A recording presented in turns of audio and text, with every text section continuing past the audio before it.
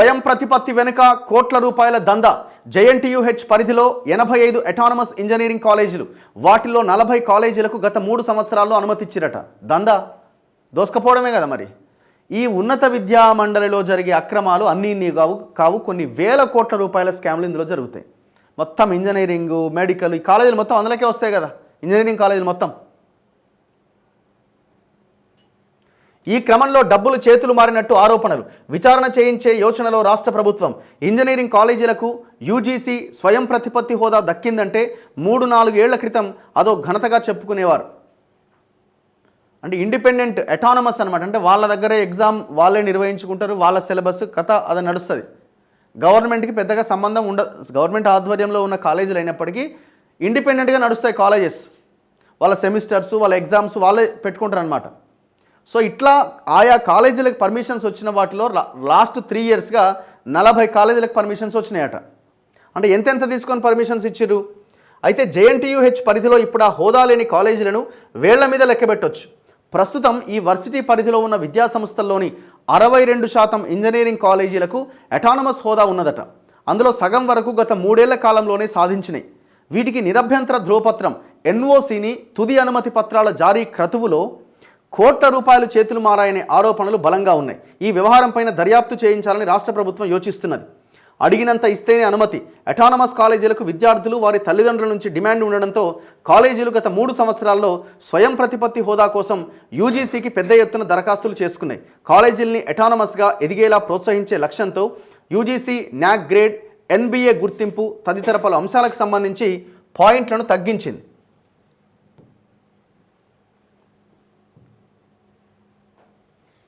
గతంలో అటానమస్ రావాలంటే న్యాక్ ఏ ఆ పైన గ్రేడ్ ఉండాల్సి వచ్చేది. దాన్ని యూజీసీ బి గ్రేడ్కు కుదించడంతో ఇంజనీరింగ్ కాలేజీలు పోటాపోటీగా దరఖాస్తు చేసుకున్నాయి. ఈ డిమాండ్ను ఆసరాగా చేసుకుని ఆ సమయంలో జేఎన్టీయూహెచ్లో అత్యున్నత హోదాలో ఉన్న ఒకరు సొమ్ము చేసుకున్నారన్న ఆరోపణలు ఉన్నాయి. ఎన్ఓసి కన్ఫర్మెంట్ ఇచ్చేందుకు ఒక్కో కాలేజ్ దగ్గర నుంచి 18 లక్షల నుంచి 25 లక్షల వరకు వసూలు చేసినట్టు సమాచారం.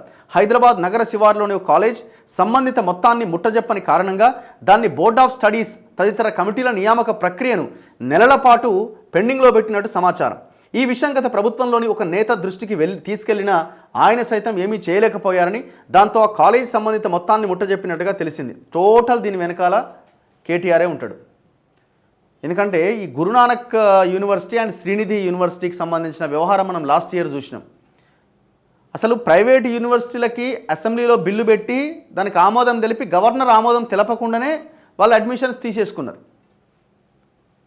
ఎవడు ఆ గురునానక్ కూడా అంటే కేటీఆర్ దోస్తు, శ్రీనిధి ఎవరంటే వాళ్ళ ఫ్యామిలీ కమ్యూనిటీ.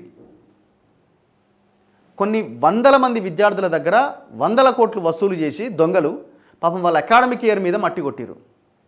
ఇది కూడా అట్లనే జరిగినాయి ఇవన్నీ. ప్రస్తుతం జేఎన్టీయూహెచ్ పరిధిలో 137 ఇంజనీరింగ్ కాలేజీలు ఉన్నాయి. వాటిల్లో 85కు పైగా కాలేజీలకు యూజీసీ అటానమస్ హోదా ఉన్నవట. 85 కాలేజీలకు 137లో 85 అంటే దాదాపు 70% కాలేజీలకు అటానమస్ అయ్యట. అందులో గత 3 సంవత్సరాల్లో ఇచ్చినవి 40 ఉన్నాయట. పైకి చూస్తే అన్ని కాలేజీలకు న్యాక్ గ్రేడ్ ఉందని, నిబంధనల ప్రకారమే ఎన్ఓసి కన్ఫర్మెంట్ ఇచ్చినట్టుగా కనిపిస్తుంది. కానీ విద్యార్థులు నాసిరకం కాలేజీలుగా చెప్పుకునే వాటికి సైతం అటానమస్ హోదా దక్కింది.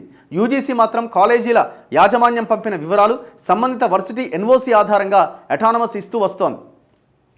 విచారణ చేస్తే మొత్తం దొంగలంతా దొరుకుతారు.